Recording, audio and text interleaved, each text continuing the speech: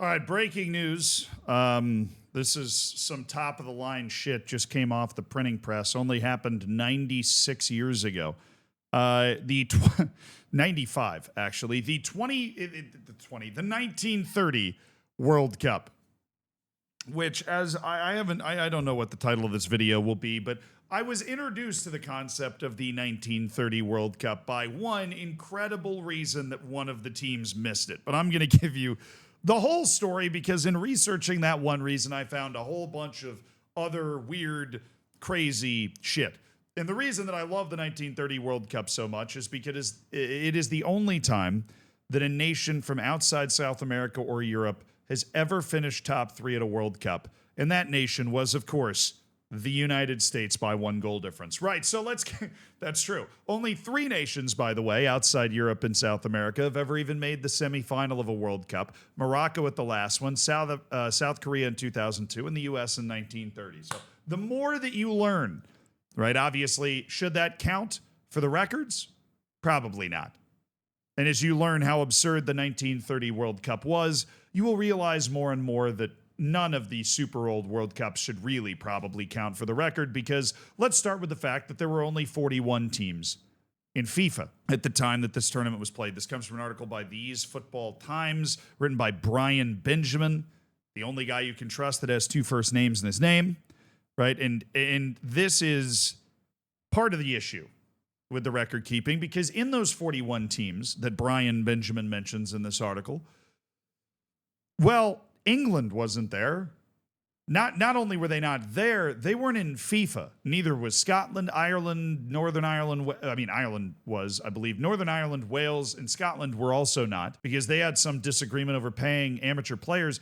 They didn't rejoin FIFA until after World War II because 1930 was obviously before World War II. A little world context here. This is after World War I, before World War II. If you flunked history, I got you.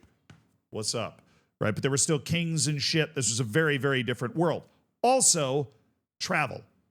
Not a whole lot of flying across the Atlantic going on. To be more specific, just wasn't an option. So all of these teams had to travel by boat. And that is where all of the funny, stupid, weird stuff out of this World Cup really comes from. Because out of those 41 teams, they had a choice to make, right? Who was going to host the World Cup? Now, 5 countries, as Brian Benjamin writes, the Netherlands, Italy, Spain, Sweden, and Uruguay, put themselves forward to host the inaugural tournament. Now, before this, there had been major football tournaments. The Olympics had a football tournament that was so far uncontested by FIFA, which was kind of a backwater adjacent organization. I mean, the 4 countries that contributed the most to founding the sport, really, weren't even in it. The Uruguayan teams that won the Olympic gold medals the 2 previous Olympic cycles before this World Cup, I mean, they became legend, right? They were known as the best football team in the world, just as, this nascent thing of international football was really developing. Both the Netherlands and Sweden subsequently withdrew themselves from the race and offered their support to Italy, meaning you had Spain, Uruguay, and Italy, 2 options in Europe and 1 option in South America. Now, Jules Rimet, his preference was Uruguay. Not only is this to give the new tournament a more global flavor and keep it from being just a European clusterfuck, it would also mean that the host country was probably the strongest national side in the world because, as I mentioned, they'd won the last 2 gold medals. Despite this success, it was still rather surprising choice of the host, with Uruguay having a population of only 2 million. Furthermore, due to a shortage of stadiums, every game would take place in the capital of Montevideo. Honestly, shout out to Jules Rimet here. Because I think if he had not put it outside of Europe, it would have taken the game a lot more time to be global. But I think by putting the inaugural World Cup in Uruguay in 1930, he kind of stuck the landing, right? It caused some problems, obviously, because everybody's got to get on a boat to Montevideo, which isn't exactly around the corner. But it got South America into the game, made them feel included at a time where the world was incredibly Eurocentric. Right, you got to think about the decolonization process that was still happening in 1930. I majored in history in college, so this shit's my jam. I don't blame you if you don't know about it. But basically, all of Africa was still colonial. A significant portion of the Western Hemisphere was involved in strong spheres of influence, right, particularly in the Caribbean. There was not a lot of individual identity that didn't have a giant thumb from Europe coming down and pressing on it. As a result, FIFA only had 1 African team, Egypt, had 2 Asian teams, Japan and Siam, right? Because most of the rest of Asia was colonial or in a sphere of influence like China was, being sphered by Europe. Really wasn't thinking for itself all too much at the time. That was it. North and Central America had 6 teams. South America, I think, had more, obviously. Some like 7 teams overall. Obviously, there's more now. There's a very different world that all of this was happening in. You get the idea. It is, as a result, the only qualification or the only tournament where there was no qualification. All you had to do was have a team and be in FIFA and, oh, by the way, be willing to get Uruguay. To Uruguay's credit, they actually offered to pay, according to Brian Benjamin here, the travel costs. But this is not an insignificant trip, and it's detailed in this article how ridiculous this is. So 41 members, 25 from Europe. You get your African team, your 2 Asian teams, your 6 CONCACAF, and 7 South America, right? Many of the teams from the Americas showed interest in participating. In the end, only 8, Argentina, Brazil, Bolivia, Chile, Mexico, Paraguay, Peru, and the United States, actually applied. The rest did not. So even though it was in the Western Hemisphere, you're still missed out on 5 teams over there that just decided not to go. The sole African member, Egypt, decided to enter. Remember them, we're coming back later. And then things started to get bitchy. The 4 beaten applicants, so that would be the Netherlands, Italy, Spain, Sweden, they all decided not to go as a protest for the tournament being awarded. Can you imagine not going to the World Cup today, right? I guess the Saudi Arabia World Cup's going to push this. The Qatar World Cup opened the conversation. The U.S. isn't exactly a bed of roses right now. But can you imagine today protesting not because of the country it's hosted in, but because you weren't chosen to host instead of the other country? And they just decided, fuck it, we're not going to go. Jules Rimet had balls of steel here. He was standing on business to get this World Cup off in Uruguay.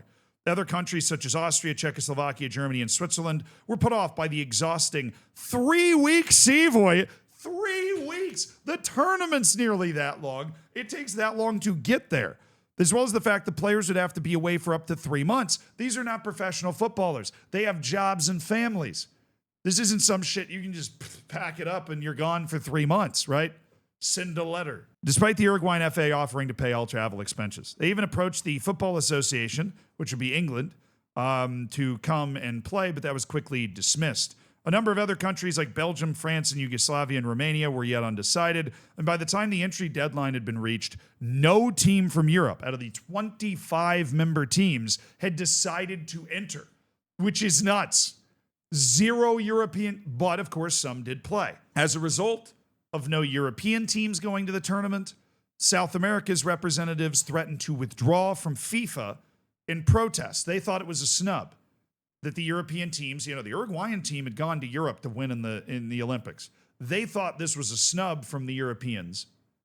And so the South American teams were ready to shut it down. And of course, at this point, the World Cup is teetering right here. And it could just collapse and never exist. At this point, right here. But then they sacked up. Jules Rimet and the boys, they got it together. Jules Rimet, obviously from France, you could probably tell from the name, he was able to persuade his home country to enter, although their coach and their best defender chose to stay home. They chose not to go because of how long the trip was. FIFA's vice president, Rodolphe Sildreyers, was from Belgium. He convinced his country to take part, even though their best player, who apparently had 141 goals in 142 games for the national team for his club in 8 years, he was banned after opening a cafe, and somehow that was him not being an amateur. I don't really understand what the fuck was going on there.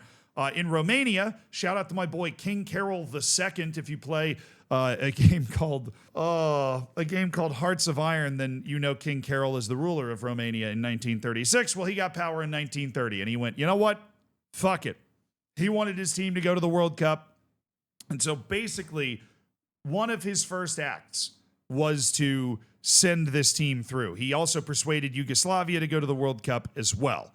So King Carol might have single-handedly saved the World Cup by getting 2 teams to go from Europe. Of course, Yugoslavia's team is only made up of Serbs. The Croatian players refused to play. That story would continue for a while. The Romanian squad set sail eventually because basically King Carol gave them paid leave and threatened the companies if they didn't let the team go. Also, King Carol picked the first World Cup team for Romania. It says that. He then chose the Romanian squad himself. King Carol kind of a baller, right? Now we get to the travel, and this is where all the fun shit happens. The Romanian squad set sail from Genoa aboard an Italian steamboat. The ship stopped in Côte d'Azur to pick up the French team and FIFA president Jules Rimet, who had to go over. He took the ship as well, and 3 other non-South American referees boarded there. The final one being Romanian head coach Costel Radulescu. In Barcelona, there was another stop to collect the Belgians, so we now have 3 Romanian teams there. The problem is Yugoslavia, when they decided to take part in the World Cup, found out that the Conte Verde was fully booked. So Yugoslavia had to find another way to go to this World Cup, okay? And they found a mail boat called the Florida, which I believe this is a Spanish boat, not an American boat. So I'm from Florida. That's the way I say Florida. I'm sure it is Florida.